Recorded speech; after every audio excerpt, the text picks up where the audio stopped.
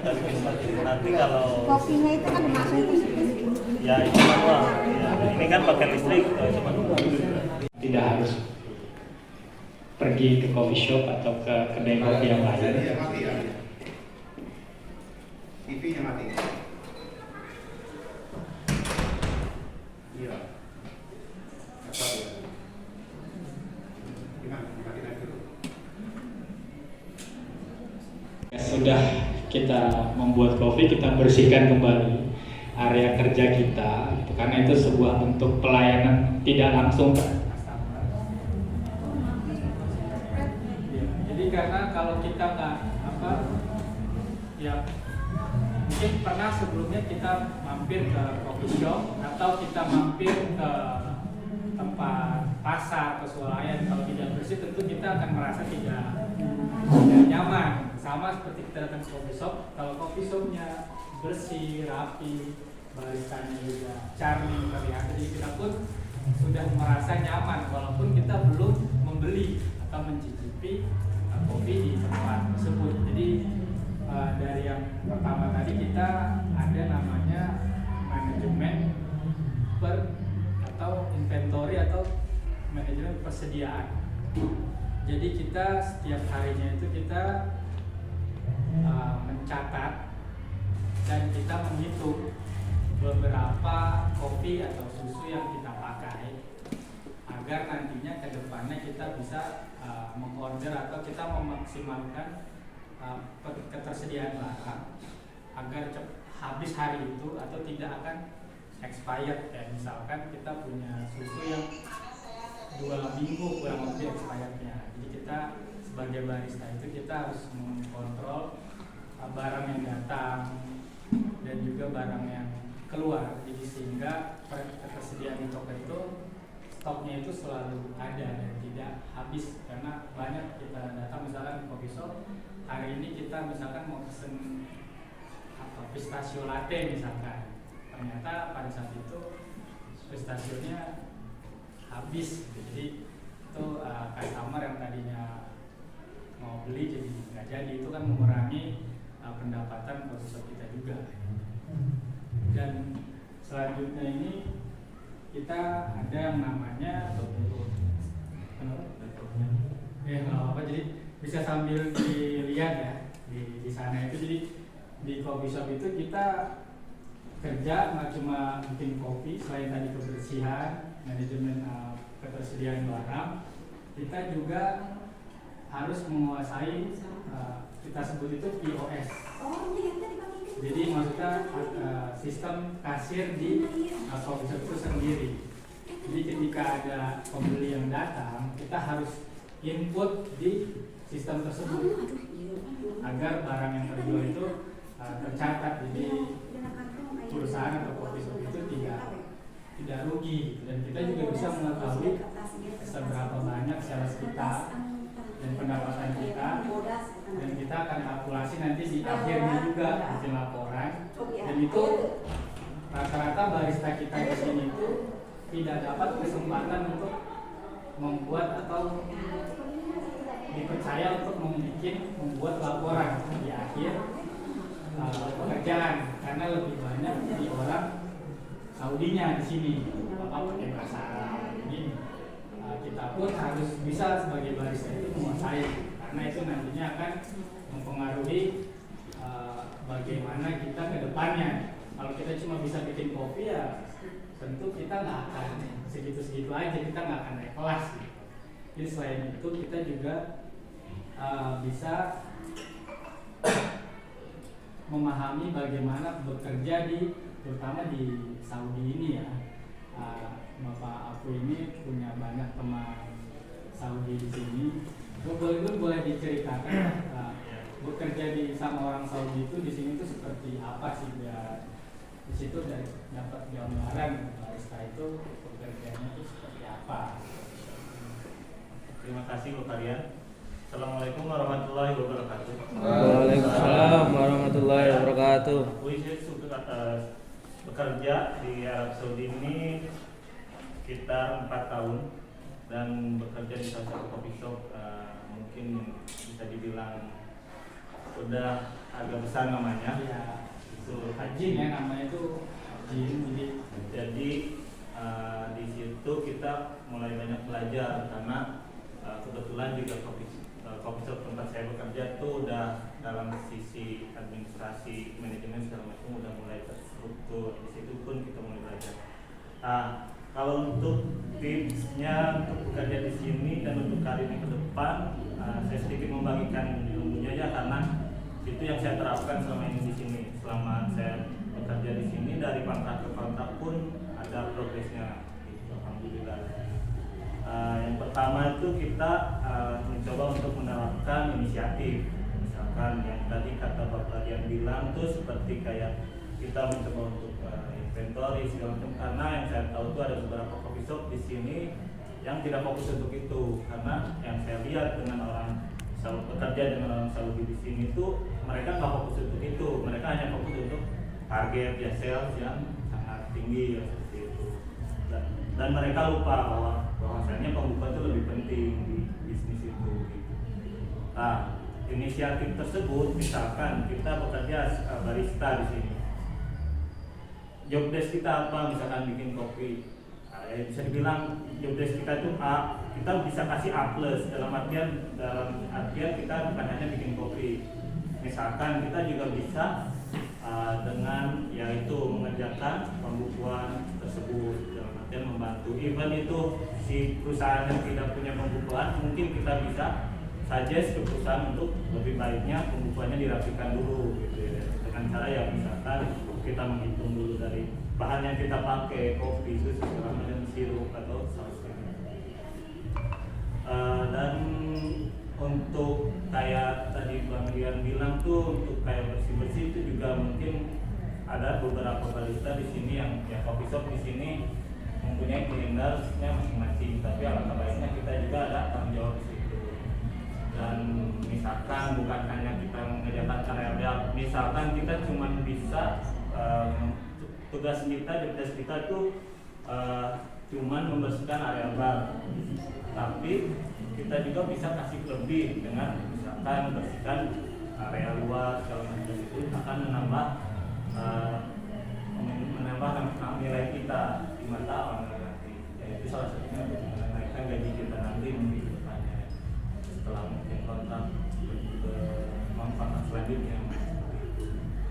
Ya, kalau misalkan pernah lihat Starbucks ya, itu kan apa ya, mbak-mbaknya mungkin atau mas-masnya itu misalnya cantik-cantik, cakep-cakep pakaiannya, wajahnya, tapi di sisi lain mereka memungut sampah, buang sampah. Jadi mereka juga selain membuat kopi, mereka juga bersih-bersih juga. Jadi nggak ya sama juga dengan cleaner itu juga. Jadi semuanya itu dikerjakan. Nggak cuma bikin kopi, tapi semua yang ada di coffee shop itu semua kita pegang, dari toilet, dari apa. Karena nanti setelah barista biasanya naik ke head bar atau ke supervisor atau ke store leader. Nah, kalau di Haji itu ada strukturnya, organisasi ada apa, bisa naik karirnya dari barista. Jadi kalau cuma barista aja seperti coffee shop di sini. Jadi kebanyakan itu di sini kita kalau barista ya cuma barista aja Bu, kita nggak akan bisa naik levelnya karena kita bukan orang Arab. Karena di sini yang punya level itu kebanyakan orang Arab atau keturunan Arab atau orang yang bisa berbahasa Arab Saudi. Nah, ini satu kelebihan nih buat kawan-kawan di sini yang masya Allah mungkin bisa baca dan tulis atau bisa bahasa Arab secara fasih. Itu beda orang Arab melihatnya dengan orang yang cuma bisa bahasa Inggris saja misalkan. Jadi karena kita punya teman karena dia bisa bahasa Arab di antara orang atau teman-teman yang lain, jadi dia dipercaya untuk misalkan ada pelatihan apa, ada kursus apa, dipercaya untuk tanggung jawab kafe. Itu bukan karena dia mampu, tapi karena dia bosnya itu cuma bisa ngobrol sama dia orang, karena yang lainnya nggak bisa bahasa Arab, cuma ini orang aja yang bisa bahasa Arab. Jadi ya mereka bilangin ya kamu tolong bilangin ke yang lainnya. Jadi Sebenarnya sekarang kita pengen nyeduh kopi ya, cuma ketika jadi masih belum benar-benar tahu untuk riset sampai sedalam itu, karena kawah arabik sendiri pun di roasting sampai sinamon saja, jadi nggak sampai matang. Tapi memang kafenya lebih tinggi ya. Lebih tinggi.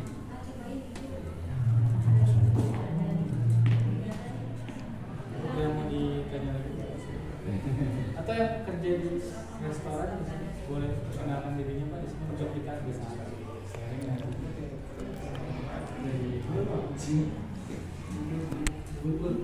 Oh, yang tadi itu Pak, yang tadi itu yang biji kopi gitu. Karena saya kan menyimpan.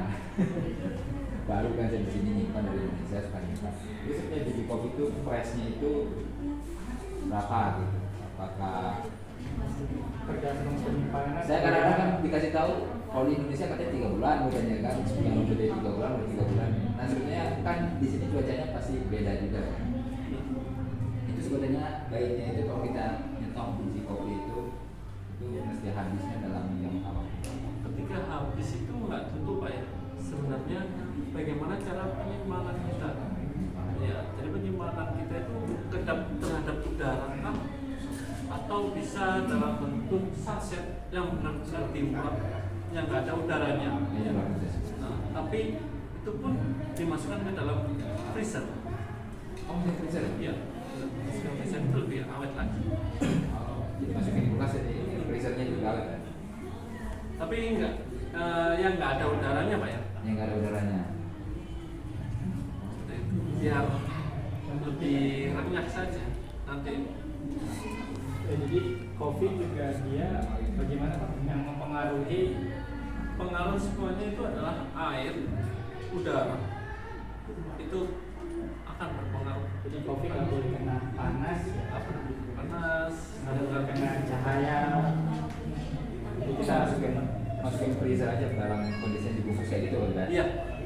Tapi kalau seperti ini jangan. Jangan apa ya? Iya, karena ini kan masih ada udaranya.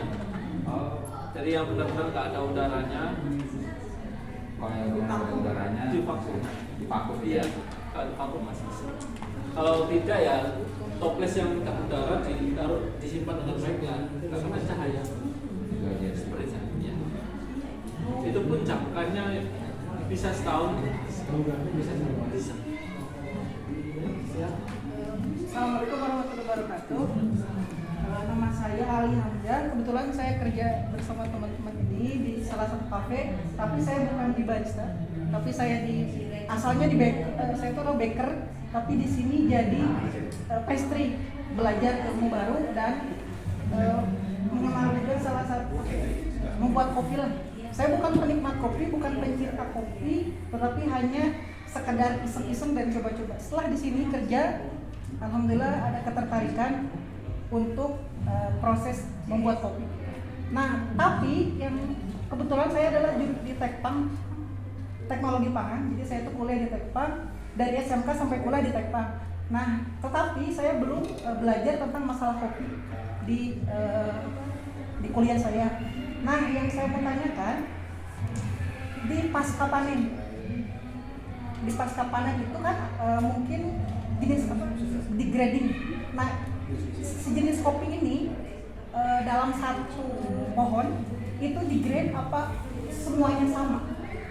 Ada grade 1, grade 2, grade 3 seperti itu. Karena yang saya amati semenjak kerja di sini tidak satu cup itu ternyata beda-beda. Ada yang kecil, ada yang besar, dan bentuknya pun di tengah-tengahnya ada yang melingkar gini, ada yang lurus. Nah, kebetulan saya pengen menanyakan itu, apakah memang langsung dimasukin setelah roasting udah ya selesai? Apakah memang ada grade-nya ternyata? Misalnya grade 1 misalnya bentuknya seperti ini dipisah dulu atau enggak? Itu pertanyaan saya. Terima kasih. Assalamualaikum warahmatullahi wabarakatuh. Boleh. Kalau untuk grading itu kebetulan sekarang saya melakukan di sini. Itu tapi kalau untuk di sini masalah gradingnya hanya untuk standar di kafe saya sendiri. Kalau untuk di partnernya langsung itu mereka punya alat sendiri. Nanti mereka punya alat sendiri buat nge-grade dari mungkin dari bentuknya itu yang tadi saya bilang ukurannya, ada juga dari misalkan ya cara yang saya bilang warnanya itu ada yang hijau banget, ada yang coklat, ada kuning. Kalau untuk di sini gradingnya tuh kita punya ada standar yang dari mungkin itu standar yang kita pakai untuk sekarang secara internasional, secara world. Itu tuh dibagi menjadi 16 bagian yang misalkan ada yang lebih ke warnanya hitam, kita bisa dibilang ada namanya tuh ya bisa dibilang DP, ada yang juga ya yang mulus, yang nama-namanya itu kebetulan lupa juga karena 16 itu kan. Tapi kita ada namanya dan fotonya, kita tinggal pilih aja kalau untuk masalah grading. Nanti yang bisa dibilang bentuknya kita pisahin seperti ini, nanti kalau yang warna seperti ini, kalau yang cacat misalkan apa belah gimana, itu bisa disebut untuk grading tahap specialty. Di bagian belum tahu itu grading itu seperti apa tuh Pak?